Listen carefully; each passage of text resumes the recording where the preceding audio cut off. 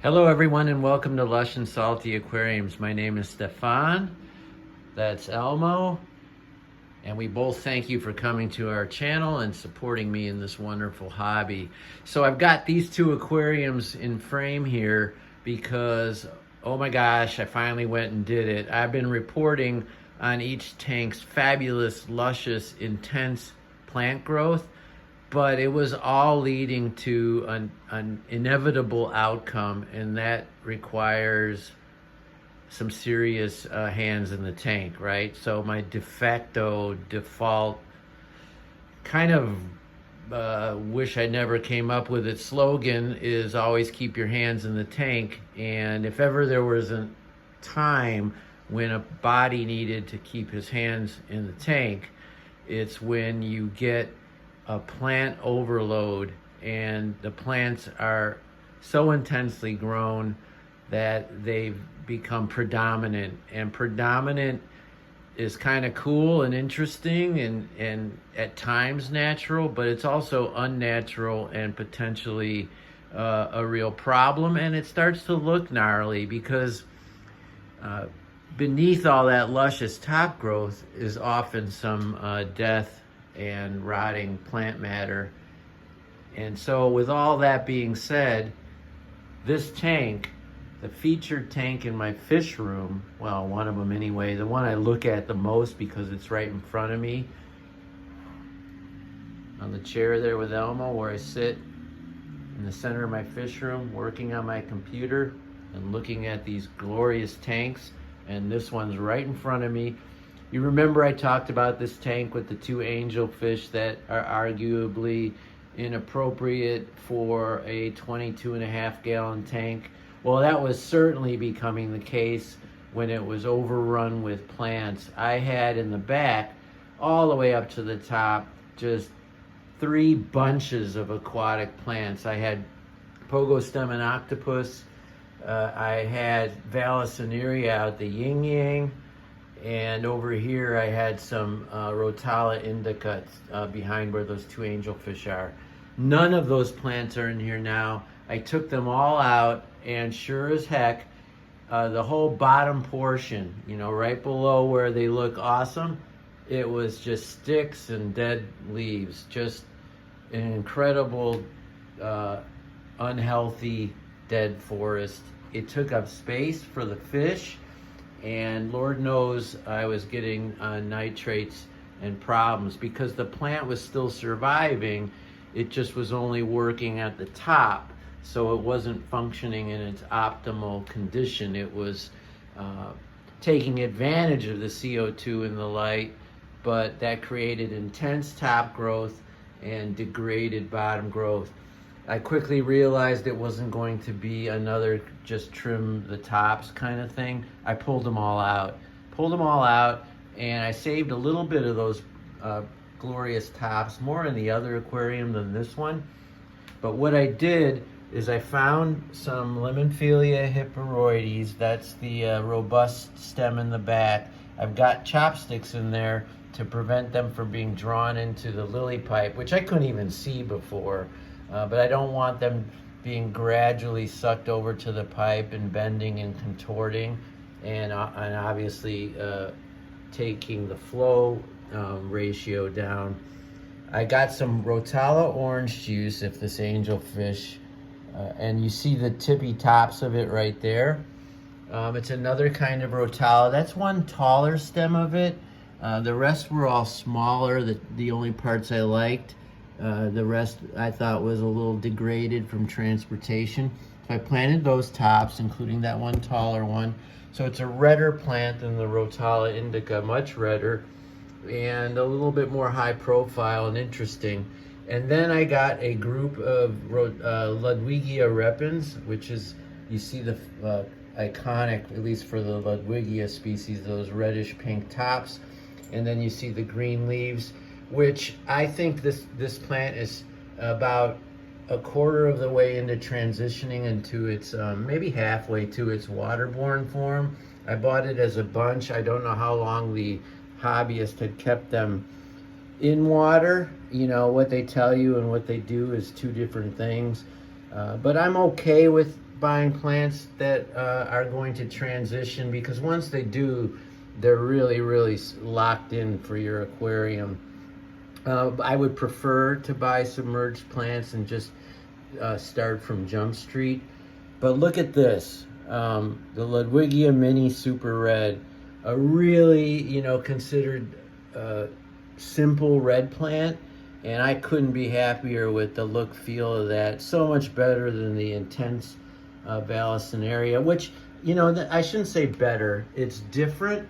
And what's better about it is, look at all that real estate it frees up for these angelfish and for all the fish, as well as giving the aquarium a whole new look and feel. Now, it's not grown in yet, but you can see how vivid everything is. When plants overtake an aquarium, a certain amount of the shade and the dead plant matter, the tannin, and it's not quite tannin, it might be more unhealthy than that, but you get a tinge to the water, a milkiness sometimes. It just gets more like a pond than a river. And many of these fish are more accustomed to a river than a pond.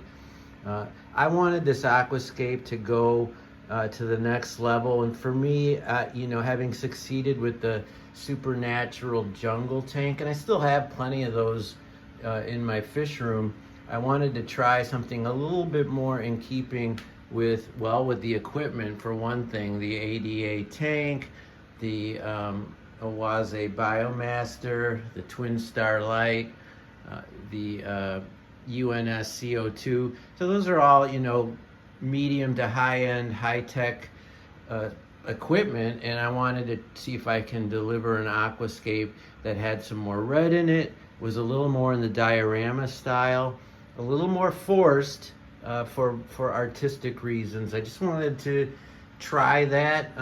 It sort of seems like the next evolution for me in the fish room.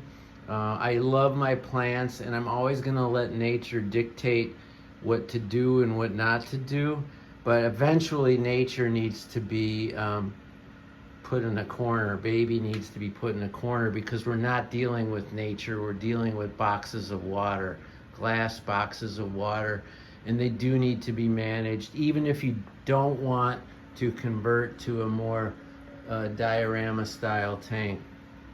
So with all that being said, you can see now more of the hardscape with that moss all around the bogwood, the dwarf red tiger lotus. I took out a bunch of the crypts, but I left a few flanking either side of the hardscape. I've got some bacopa here. I trimmed off the tops and put them over here. That would be probably the first thing I will take out, because it's just kind of put there because I could, although it's doing super well. Look at that's new growth on the top.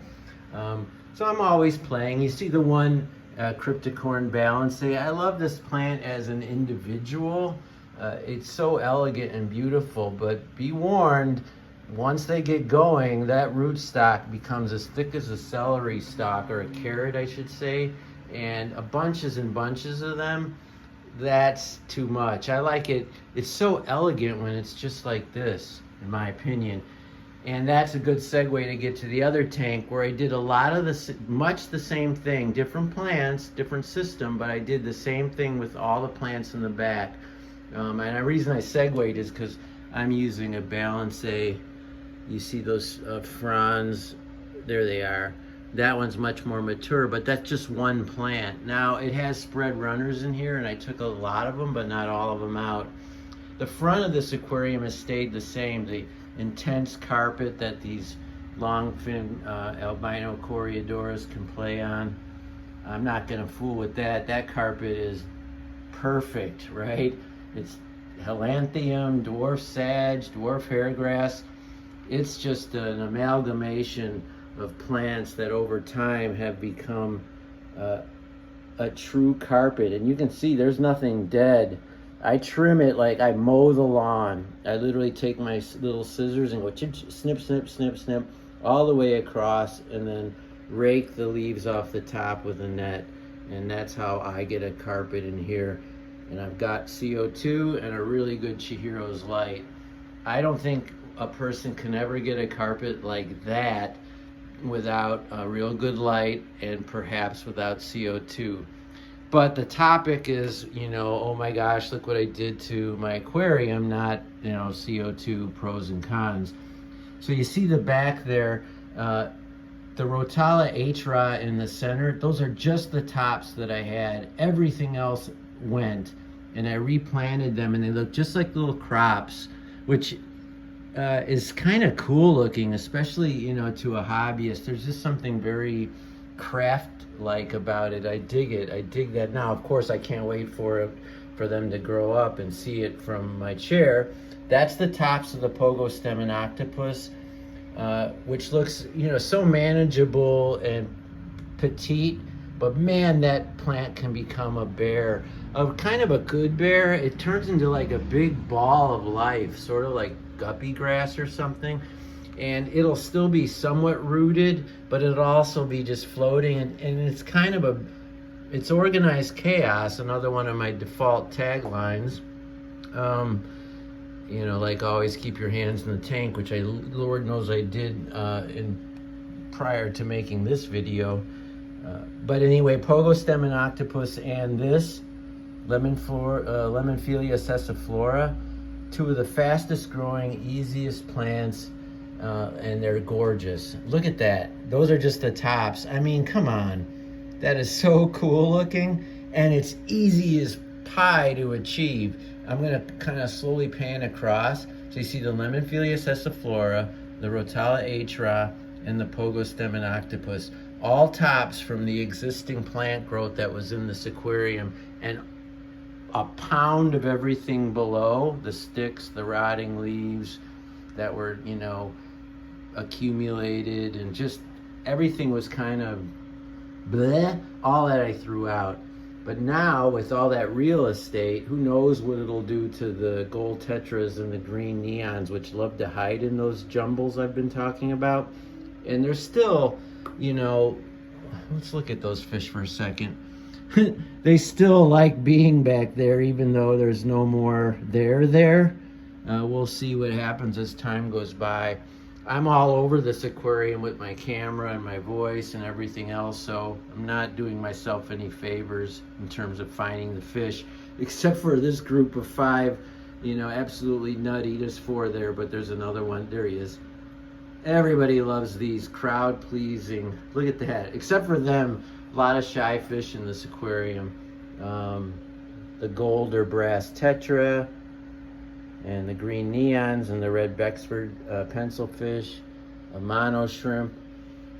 The great thing when you do a monster clean and it disrupts the tank and releases a whole bunch of crap, and there's some melting, those Amano shrimp and your cleanup crew are really going to help you help the plant, or help the aquarium get back to homeostasis, get back to a level. And I mean, thank God for the cleanup crew. I'm talking about you, Mr. Otto Sinkles. Look at that chubby belly. Or is that a pygmy Coreodora? I beg your pardon. Let's see. Why can't I tell? No, that's an Otto, just super chubby, which is what you want with that fish. Otto Sinkles, when you get them at the store, try to make sure they have full bodies, because they come in often with parasites and in bad condition. So buyer beware, but a chubby tummy is a great sign. So I did a whole ton of replanting. Per my